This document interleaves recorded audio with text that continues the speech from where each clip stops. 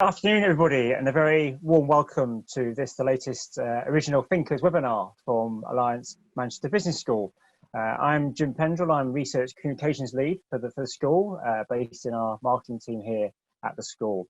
Well, today I'm delighted to be joined by colleagues from the Masood Enterprise Centre, which is based here at the business school. In case you don't know, the centre is an integral part of the University of Manchester's wider commitment to embedding enterprise, entrepreneurship, learning and teaching within the curriculum. And of course, enterprise skills are increasingly important, and so is the university's desire to provide as many opportunities as possible to students to gain valuable experience that will help them secure a job and also set up their own business sector as well. Now, the centre runs a wide range of enterprise, entrepreneurship, elective units for undergraduates and postgraduates across the wider university. And it also runs a number of competitions and awards throughout the year as well, such as the Venture Out, which is an annual student ideas competition, and also the Venture Further, which is a business startup competition. So lots and lots of support for students. And I would urge you, if you don't know that much about the Masood Centre, to just look us up online. All the information is on our website, the business school. You can find us through the usual channels, but do take a moment to have a look. Okay, so the subject of today's debate is the impact of COVID on routes to funding for SMEs. This, of course, is a very worrying time for SMEs right now. Not only are they being hit very hard by drops in revenues in many sectors, but also the traditional funders of SMEs are also sort of holding back and probably taking a bit of a pause as well because of the uncertainty around the future. So, but for companies themselves, of course, investing as well for growth is probably a little bit way down the agenda right now. Simply paying the bills is probably their number one concern, which brings me on to our panel and our speakers. So our first is Robert Phillips, and he's senior lecturer here at the Masood Enterprise Centre. And his background is in the biotechnology industry, and he's now very interested particularly in SMEs, student entrepreneurship and crowdfunding. Alongside Robert, we have Laura Etchells, who is Enterprise Development Manager here at the Centre. She has a PhD in chemistry from the University of Manchester, and now has more than 10 years experience of project management and technology transfer and business development in a university setting. She now actively supports the creation of university startups from within the Masood Centre. And finally, we have Tony Walker, who is Deputy Director of the Centre. Tony has spent more than 30 years working with SMEs, developing startup programs, which have then turned into major growth engines backed by funders and economic development agencies. And also he's managed the inception, growth and scaling up of dozens of technology-based SMEs working with startups and founder teams. So I'm sure you'll agree, a very, very experienced panel with a lot of very interesting, I'm sure, and timely advice that they can share with us. In terms of the structure of today, I'm going to pass over firstly to Robert, who's going to give us a brief overview, a bit of a scene setter for where we are in terms of SME funding landscape. And then after Robert's spoken, we'll be in conversation with him and bringing in the other two panelists to discuss each sort of area and question in turn. But as I said before, do please engage with us, do ask us questions. The panel, we really want to hear from you. We want to hear what you're thinking as well about these really important subjects. So without any further ado, I'm going to pass over now to Robert, who's going to introduce a very brief presentation, and then we'll go from there. So Robert, over to you. Afternoon. It's fair to say that financing for companies has changed quite a lot in the last few months. So I'm going to just give a relatively brief for me, sort of 10 minutes or so, about support available, some of the pros and cons, and then Laura and Tony are going to go into a bit more about how companies can be more innovative to get through this. So yeah, on my first slide then, the UK is generally thought of as a pretty good place for SMEs on the whole. So normally we're quite high on the list of countries for being startup friendly, with relatively low bureaucracy. We're quite good for having sort of lots of customers and sort of reasonably good sources of funding. So for example, a recent Global Entrepreneurship Monitor report suggested that about 8% of the UK population either have their own business or they're actively starting a business at the moment.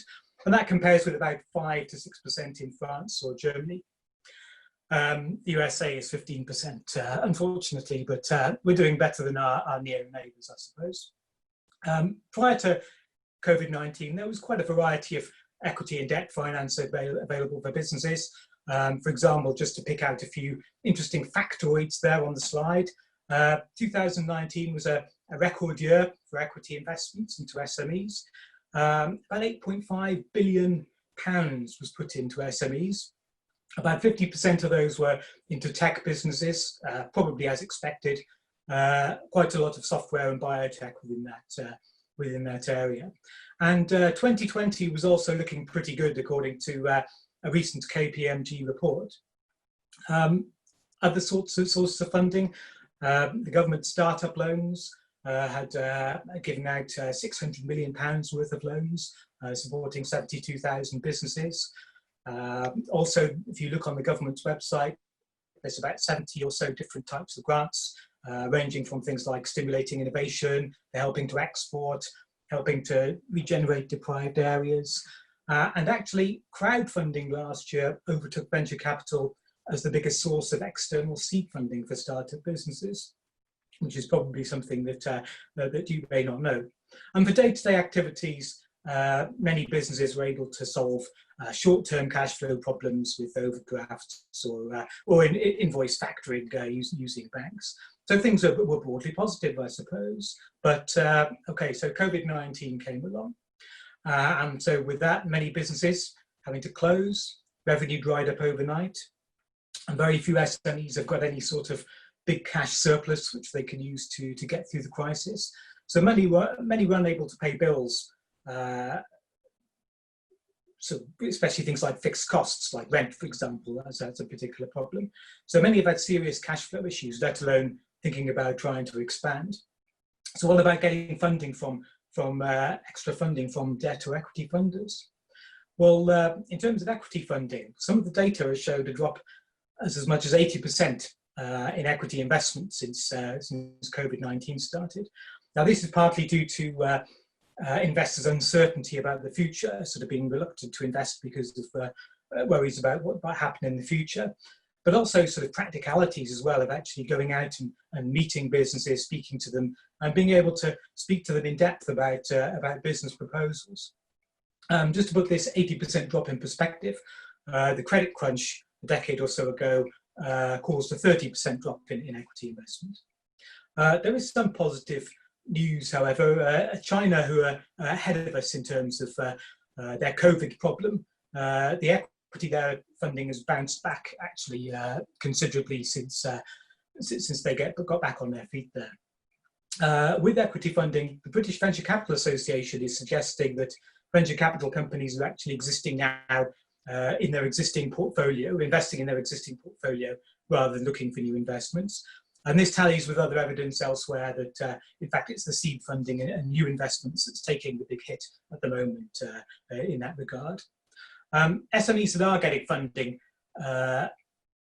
from equity investors tend to be sort of things that are dealing with COVID issues, basically, or a COVID proof. So things like biotech, quite a lot of education technology as well, actually, and online businesses as well, so doing reasonably well. So it is possible that COVID could lead to a sort of plethora of new and innovative, disruptive businesses that have come from sort of brutal beginnings, really, in this crisis, which might be ideal for VC investments. So actually, long-term prospects don't really appear to be that bad. Okay, so on to my second slide then. What options are available? Well, the government measures is mainly, okay, we've heard of the furlough scheme, and there's various tax payment holidays which can partially stop SMEs bleeding money. There are, of course, other measures out there as well, but it's primarily based on debt funding. So the government measures are based on debt funding.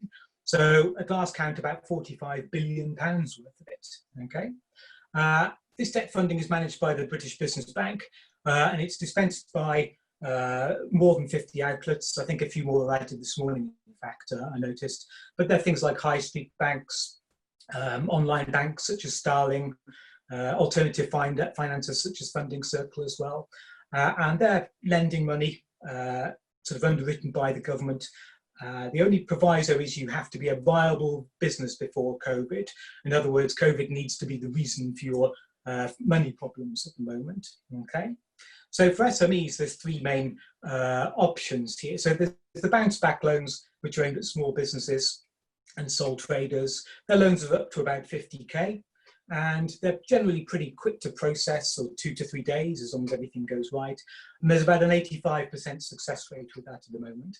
And take up has been approaching 1 million businesses to the value of £28 billion. The CBILS, the coronavirus business interruption loans, they're up to £5 million. About 51,000 businesses have taken that up at the moment to the value of £11 billion. Of course, the paperwork is more expensive and they're more slower to process, but they're designed for larger organisations. There's also the Future Fund. The Future Fund is for SMEs really that be dependent on equity funding from venture capital, such as tech businesses, for example. And what these are is convertible loans from the government, but also backed by private investors as well. These loans are of 8% interest, but they can be converted to equity at the next round of equity funding. Okay, so the Future Fund has processed 325, I think, at the moment, of these convertible loans to the value of £320 million. So with these loans, there's no interest charges or payments for 12 months.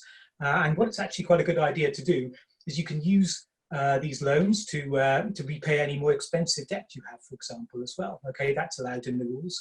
And then the interest rate is 2.5% thereafter. Most banks need you to have a business account with them for security and to speed up the decisions. So the government is saying that credit checks are not really as stringent as perhaps they normally would be. Okay. So there are also other government options out there, such as grants. So the Sustainable Innovation Fund has been discussed, it's been in the media today. And this is open for startups, for example, working on sustainability-focused projects. And lots of the government grants actually are still functioning if you're looking for grants rather than loans. Also, there's been a big rise in crowdfunding during COVID-19. A great increase in SMEs using crowdfunding, in fact. In particular, the donation and reward-based models, and often in relation for specific projects that are related to COVID-19. Even there's been crowdfunding campaigns to keep local pubs open, for example, as well. Okay, so yeah, previously the debt financing crowdfunding model was the biggest, but we've seen a great increase now in donation and the reward-based model. Yeah, social enterprises are particularly have been hit as well by this. And there are various schemes out there, such as the NatWest Bank have got a scheme for 50k grants as well for people who are working in social enterprises. But we can maybe discuss that a bit later. On to my next slide then, and just to mention the future. So a couple of issues which might be happening in the future then. So we're kind of becoming quite reliant on debt funding, and the repayments and the interest charges are going to be kicking in essentially when we're just going to be in a recession. Okay, so even though the terms are quite favourable, it might make it quite difficult for a lot of companies to be making these payments. And several reports have suggested that there's estimates between about 30 and 50% of businesses are going to default on these payments. Okay. Having a high gearing ratio due to these loans as well might make it difficult to get more debt financing in the future if you're planning on expanding. So expansion and growth is likely to be lower in the near future as well. Okay, a lot of value is being lost from companies as well. So due to the predicted recession, for example, Airbnb has put off its IPO flotation for a year because of its lower valuation now, and that could have a knock-on effect of not releasing venture capital really for other projects as well. Okay, so there could be a continuing effect on your investments for that. There's also quite a lot of people that are falling through the gaps. So about 3 million people falling through the gaps, in fact. So freelancers, for example, are particularly badly affected, and they're not necessarily very good mechanisms for supporting them. So freelancers, if they're earning more than 50k per year, or registered as a limited company, and yeah, that's about 3 million of those out there. It's quite difficult for them to apply for some of these funding options. Okay, again, that's something we could potentially discuss during the course of the afternoon. The government has been talking about New Deal and having a big building program. Okay, a big building program is a traditional way of trying to restart the economy. But a lot of people have decided as well to pledge to shop local as well, and to try and use their local SMEs that have supported them during COVID. Okay, so I think really I will leave it there. So quite a lot to talk about. Hope that was a useful overview.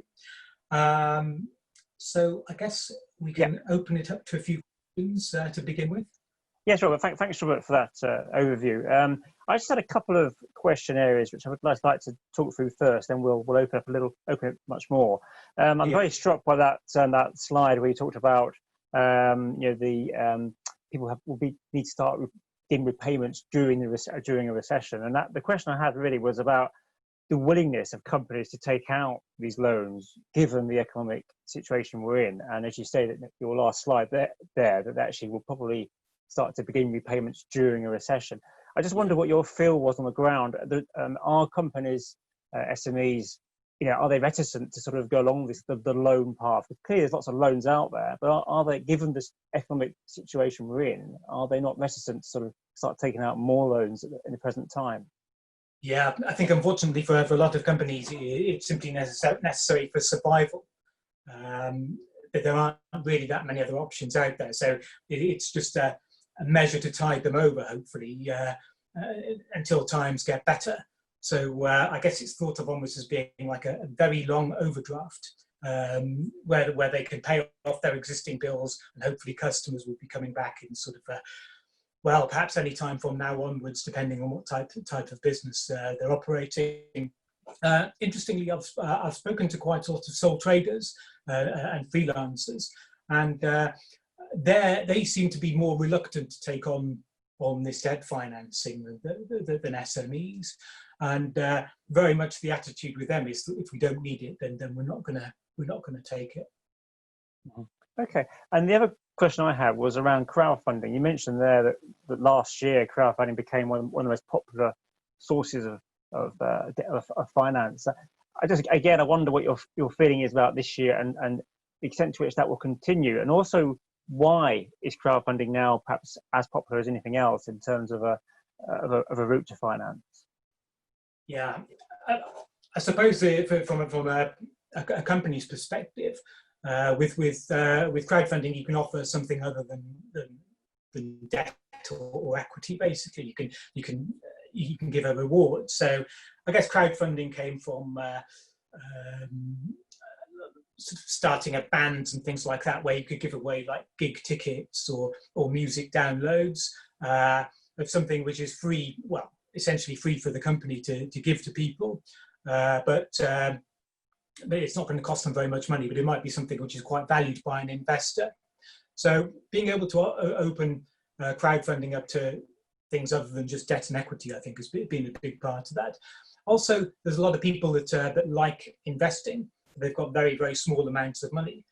So with crowdfunding, for example, you can just invest £5 or £10, and it doesn't matter if you lose it. Well, I wouldn't be happy if I lost £10, but it wouldn't be the end of the world, right? So there's a lot of people now where it's not very much of a risk. So you're not going to a venture capitalist and asking for hundreds of thousands of pounds or £1 million.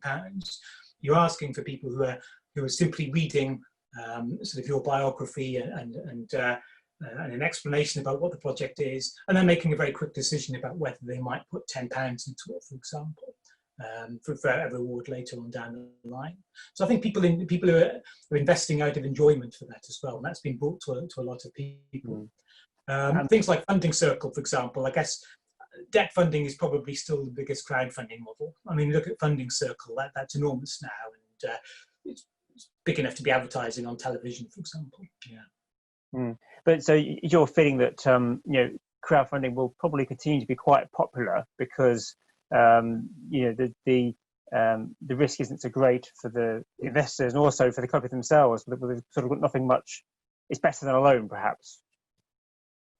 Yes. If you're using the reward-based model, for example, I suppose the only thing with the reward-based model is you've got to make sure that you creating the rewards for your investors isn't sort of taking up all your time and money doing that.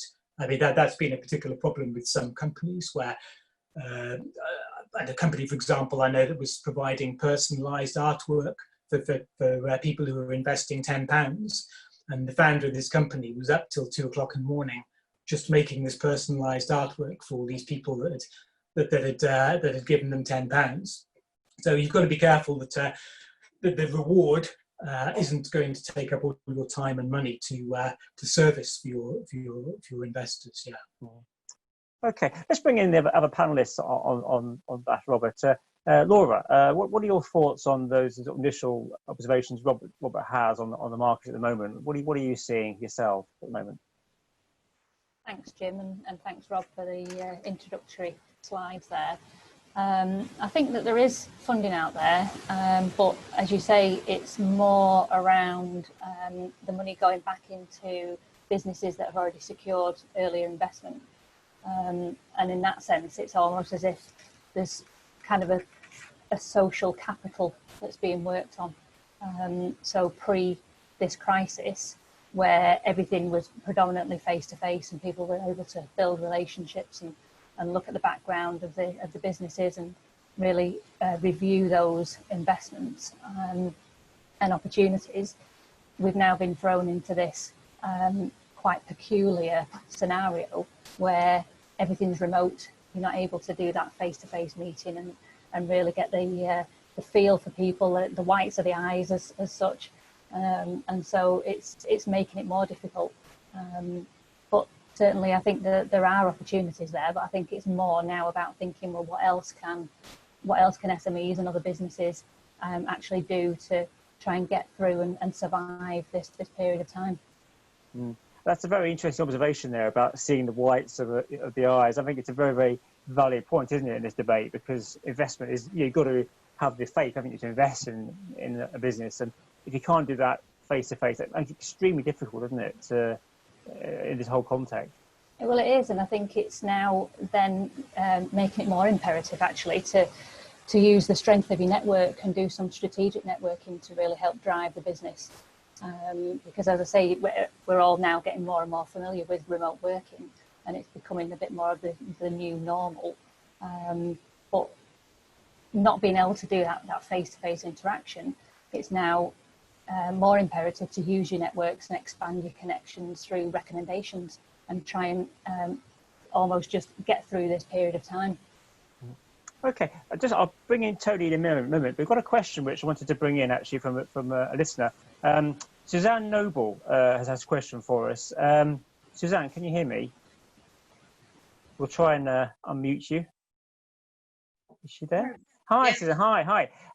Can you just introduce yourself and then put your question to the panel, please? And then I think possibly a question initially for Robert, but we can pass it to other members of the panel as well. Suzanne, just say where you're from first of all. Yeah, I am the founder of an early stage startup called Silver Sharers that matches older homeowners with compatible long-term lodgers.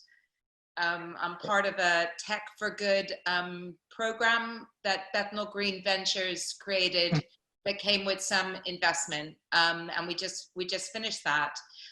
My question relates to my own experience of crowdfunding in my previous startup, which was incredibly unsuccessful, and I think is typical of a lot of early stage startups who believe that crowdfunding is potentially an easy way to raise investment, whether it's equity or rewards related. Yeah. What is the success rate for using crowdfunding? Because I'm loath to promote it based on my own experience. Okay, so thanks for that, Suzanne. Who'd like to take that? Laura or Robert? I don't know. I'll start. Yeah. I'm not aware of any figures which say what the success rate is. I think the platforms are quite coy about how many are successful and fail. I mean, it's a crowdfunding campaign is not to be underestimated. It's a lot of work. You need to generate a lot of people to come and visit your your pitch to get investment. Of course, some of the bigger platforms now, like Kickstarter, for example, there's people going there just to browse the ideas and to invest in them themselves. And there are some quite interesting sort of phenomena really about that. So you tend to find that lots of crowdfunding campaigns, they gather momentum in almost a matter of hours before the deadline. So there might be nothing really happening for a couple of weeks. And then just before the deadline, there's a rush of people to invest in it. And often that takes like sort of a snowball effect. And often you tend to find that some of the successfully funded ones get much more than they asked for. So a campaign is certainly not to be underestimated, and you do need to be able to generate enough people to come and sort of visit your pitch. And so from some of the research that we've done, that's kind of one of the big things. Really, you've got to get yourself out there to generate enough people to come and visit your pitch to invest. But as far as data is concerned, I'm not aware of any exact data regarding the success rates of pitches. I mean, there's a few other issues as well. If you keep pitching ideas and you keep failing, then people will start ignoring you after a while. But there's a lot of interesting phenomena about it. So it's not necessarily an easy undertaking. I completely agree. Yeah. Suzanne, do you want to come back on that? What do you think? I think it didn't really answer my question, which is that, yeah, I mean, historically, if you look at the businesses that have been successful, they tend to be household names, whether they're beer companies or other kinds of food and drinks brands, things that people will invest in because they want to be able to say that they own a share in Brewdog or whatever. But I think, we're talking here about SMEs and finance and investment. And I think that that for the majority of SMEs who don't have huge followings, who don't have huge numbers, and who haven't built up their social media channels to the degree to which they need to be successful in crowdfunding, I think, we need to be looking at other opportunities. I mean, I've done I've received angel investment as well, and that's also very challenging. So, it doesn't look, it's kind of a bleak outlook so far from what I'm hearing. And Suzanne, what about the point that Rob mentioned, well, and Laura as well, about in face-to-face meetings and the importance of that? And as Robert just said there, the pitch, and people going along to a pitch, the traditional ways of the model working, I guess, as we've been talking about, this is being threatened at the moment, isn't it, and disrupted. That must be a problem.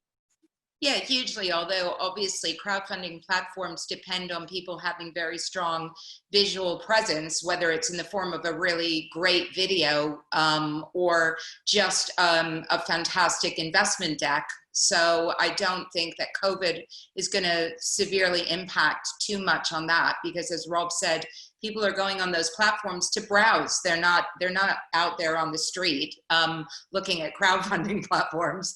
But I think that, just generally the sort of pitch events that I was used to going to a few years ago with my earlier startups aren't going to anymore. But I have seen more opportunities through COVID for online pitching and opportunities to get grants. I have a social enterprise business and have been lucky enough to receive a couple of grants during COVID from the Emergency Response Fund. And what I've seen there is that the applications are shorter.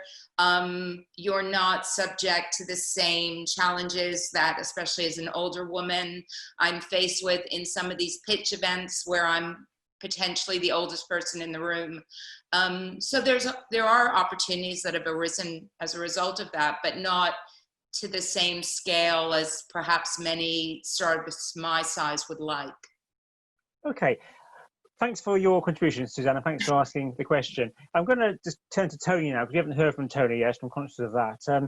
Tony, can I just ask you, going back to that overview that Robert gave at the beginning, and your own perhaps thoughts on that as well. You, as I said in my introduction, you've been in this area for sort of 30 years, looking at helping companies. And what are you finding at the moment on the ground yourself, Tony?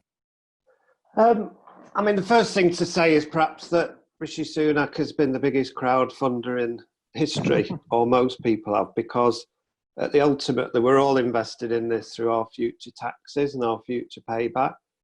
So I think the main thing is because this was such an unprecedented event, and that literally there were no indicators, and the economy in all areas mainly shut off apart from a few critical ones, is that there was no prep time for this. So almost the economy situation has matched the COVID situation. You know, we went into ICU, a lot of people went on furlough, and now we're just starting to get, with the lowering of the R rate and everything, we're just starting to get some oxygen back in. And clearly there'll be a lot of people now in rehab, but some businesses will be more advanced than others. But I think that despite all that, there's still a lot we can learn from previous shocks like this economically. Like Laura said earlier, the fact that a lot of people have readjusted very quickly and moved their businesses online, or are using digital technologies or alternate ways of doing things. And before, where there was perhaps an innovation lag, there now has been a major shift in the way people can do things. I think that a lot more businesses have broken what you might call the trust index, where they've had to trust staff to do the things they need to do. And I think that staff have risen accordingly and brought up productivity in a lot of areas to perhaps before it was. And I think that's the benefit. But as regards funding, I think the instruments that are being used are very quick and dirty. They've had to be, they were created very quickly, and they had to be mass, and they had to be delivered. And, you know, there's a lot of people say there's issues of getting hold of those loans, the time to get them, because they're delivered through banks, and people are perhaps traditionally used to dealing with forms of security and forms of personal guarantees and other sort of collateral are taking longer to get there, and that's causing a lot of stress and angst for SMEs. But certainly on the ground, people that I talk to in that space have done effectively what they should do. They've applied for it where they're eligible for it, and I think you should do. There's the fact that it can be used as a short-term instrument. I appreciate a lot of people are reticent to take on debt, and you should only take on good debt, but where it makes sense and will bring you out of this quicker, I think that the bounce back loan, hopefully it is a bounce back. But then people are using more innovative ways. There's a lot of non-financial ways. Suzanne said the picture is bleak. And I think we need to be careful we don't walk into this sort of downturn, recession, depression, whatever you want to call it, because it's important that as we've developed a fantastic mindset shift in everybody supporting each other, rallying around healthcare, rallying around some of these, you might call them jingos, but at the end of the day, I think they were staying at home, supporting people. I think we need to use some of those in our business going forward. Somebody mentioned earlier about paying bills. There was a big issue in the SME world of bills not being paid on time, of 30, 60, 90, 120 days credit, where SMEs were going under because they weren't being paid. So I think there's a lot of things we can do to honour paying back and bringing in some fairly rudimentary rules around how we work with each other and how we support each other, and bring in more of those to supplement as well the other capital instruments that Rob's talked quite a lot about. Okay, Tony, that's an interesting view you have there on the present situation. I've got another question I want to bring in actually from a listener, Ian Dixon. Can you hear us, Ian Dixon? Let me put his question to you, Tony. Actually, his question was, how is the current climate impacting angel investment specifically? If it's Ian, I know he's a very well accomplished person, so I have to be careful how I answer this because he's a past expert. Okay. I think basically, from what I talk, a lot of people are conserving they're just protecting their current portfolios. They've gone into hibernation and are looking to either conserve those or keep them going or find other ways to do that. And obviously we know of angels who are creating new funds. We've got one locally who we work with who's created a dual fund. That's been done for both commercial investment, and also he's created one around a more philanthropic social type investment. So, I mean, I've not been heavily into that sort of area or talk to people a lot in there, but I think that mainly what I hear is people are protecting their current portfolios and current balance sheets, while others are actively stepping up and looking to invest. And there's a lot of other things out there about, you know, scale and diversity, people looking to buy and build and actually build on other businesses as well. Okay, let's just move on to something else which Suzanne mentioned in her question actually, which was around social media and the importance of actually connecting through social media right now. I think, Laura, you've been looking at this, haven't you? And I guess particularly in the areas, sectors you sort of get involved with, I guess this is also really, really important now. Just tell us a bit what you're seeing on the ground about how people are using social media differently now, or maybe upping their game considerably given the crisis. Well, I think it goes hand in hand with it being critically important now more than ever to really know your customer, and to be able to listen to them and to understand their ever-changing needs and probably rapidly changing needs at the moment. And if businesses are able to adapt, then to do so. And equally with those customers, as we're now, as I've said before, predominantly working from home, working remotely, are these customers actually engaging in different ways? And so as a business, are you working on those same platforms? Are you connecting through social media, whether it's Twitter, Facebook, you know, whatever it might be? You need to make sure that you're trying to get ahead of the game and trying to connect with them to fully understand what they now need. And if it's a case of also thinking about, have the customer's values changed? And then are they now looking for different solutions? So whether you've got a product or a service, really show to them that you're solving a critical problem for them. And if there's a way of redefining your value proposition and almost do it by conversation, but over using social media, use it to your advantage and help to change customers' perceptions of your values. And just enable you to still continue to engage with them. Are you seeing companies doing that, do you think, to a degree they perhaps need to do that at the moment? Or is there still a bit of a way to go in terms of that learning curve for a lot of businesses? I think there's always going to be learning that you can take on board. There's always new developments that you can take advantage of. But I think more businesses are certainly turning to social media. And I think it's something that people are now active at different times of the day. You know, you find that because you're not doing the commute at your normal time, your working practices are different, and so we've almost got to the stage where actually it's a 24-hour cycle, but we then need to actually be careful. You know, it brings in the well-being and resilience side of considerations to make sure that we're not living at work as opposed to working from home. So there's a whole raft of different consequences of this. Okay, we'll maybe make back to that a little later before we finish. But I had a question actually for Robert, around social enterprises. Again, I think this is an area again you've been looking at, Rob, isn't it? And what support is available for social enterprises, and perhaps whether there's actually more support for this particular subsector perhaps than others right now, given the situation we're in. Just tell us a little bit about what you've been learning there on the social enterprise side. Yeah, I mean, there's mixed views really about how badly social enterprises have been affected.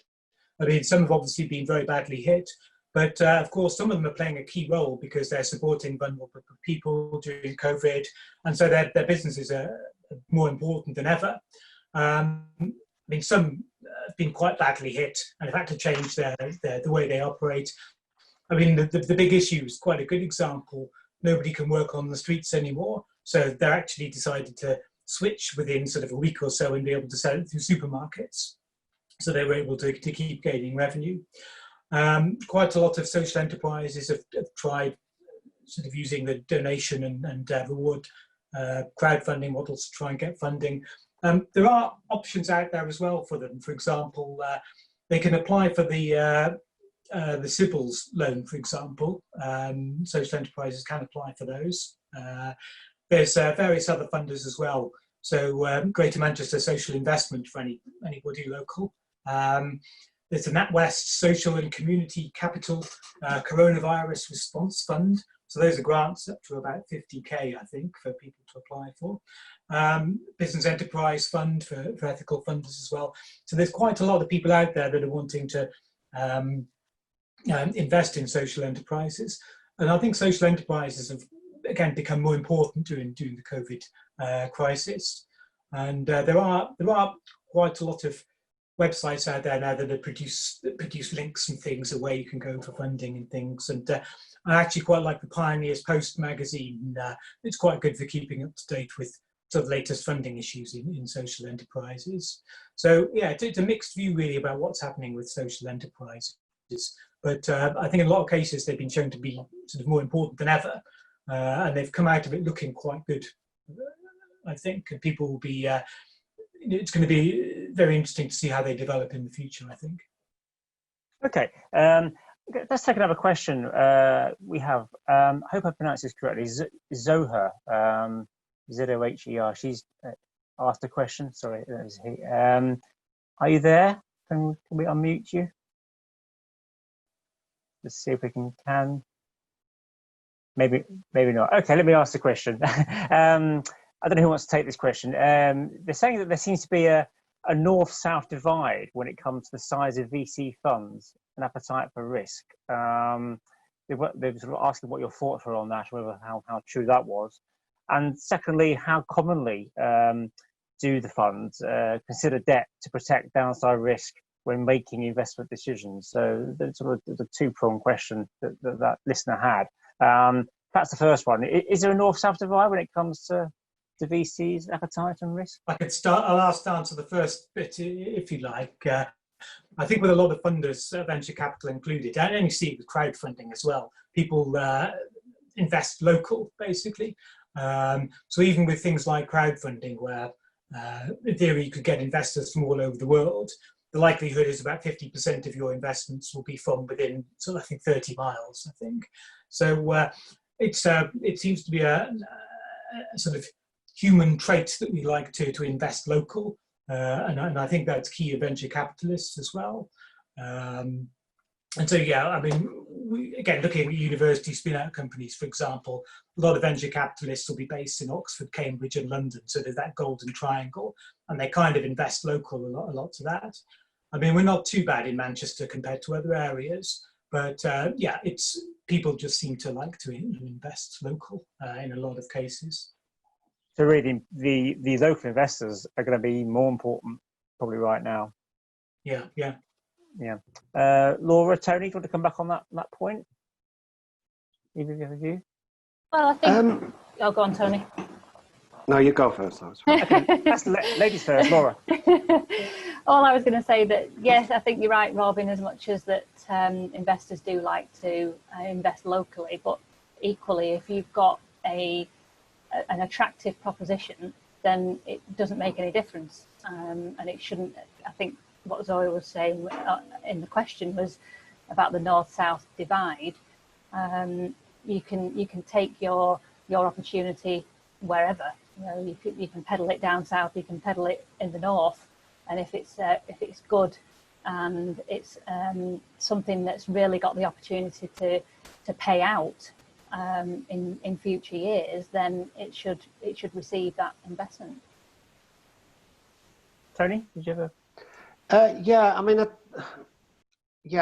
there always has and will be a weight of capital in the South London area, as Rob said, simply because there's been a longer institutional support down there. They're more mature funds. They've been around several investments and seen the success of them, and so are able to get more capital in. But I think we have to remember, before COVID, there was a big commitment for levelling up.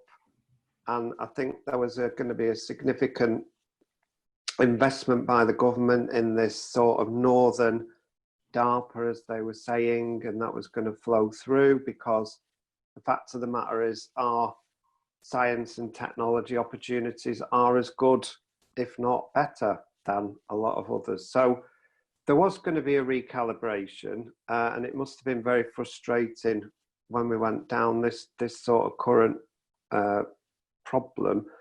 And I know today there's been a very big announcement in the government in various stages about a new innovation panel, an office for talent, and all sorts of new schemes for attracting the best and the brightest to the UK. And in that, it features commitments about, again, levelling up and investing in new sort of northern-centric activities. Whether it was time for today because of our seminar, I don't know. Maybe oh, I'm can't sure commit it was, to that. But thank you, Alex Chalmer, for that. If I just sorry to interrupt. Sorry, just to come in there, because the levelling up debate, a lot of the focus has been on what I would call the infrastructure, the hard infrastructure, rail lines, roads, whatever it might be. But this point about innovation and investing in innovation, investing in startups, is equally important, isn't it? And I think there's a sense which gets a bit lost amongst debate about trains and cars. Is that because you've been doing this for many years, and this area of actually it's innovation absolutely essential, because the fact of the matter is, there's all sorts of examples where infrastructure's been put in place, but it's just basically a white elephant. It's got to be that the economies are built, are vibrant, and are around that. And I think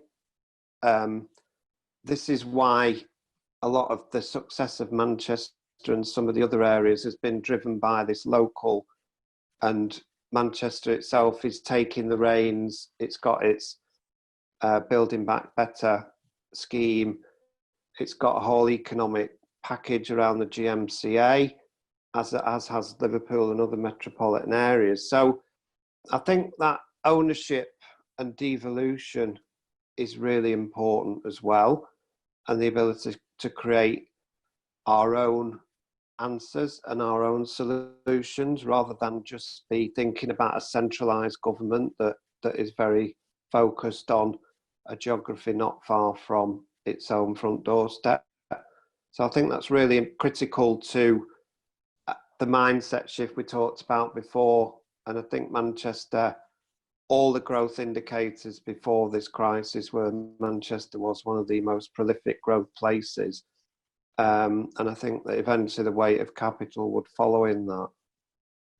And at this point, I just want to bring in as well the students, and what you see day to day, all three of you, when you're talking to students about their ideas and their ambitions, etc. And what do they say generally about, say, Manchester compared to London? I know it's a bit of a cliche, this debate, but why not? I mean, what do they sort of say to you, on day to day?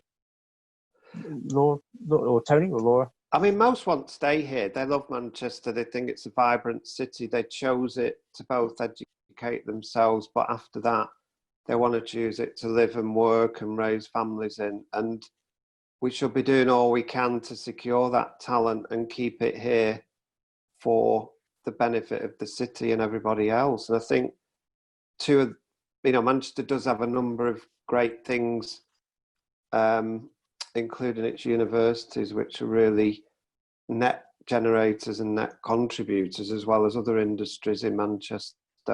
And we should value those, and we should use those as our touchstones for building our success back.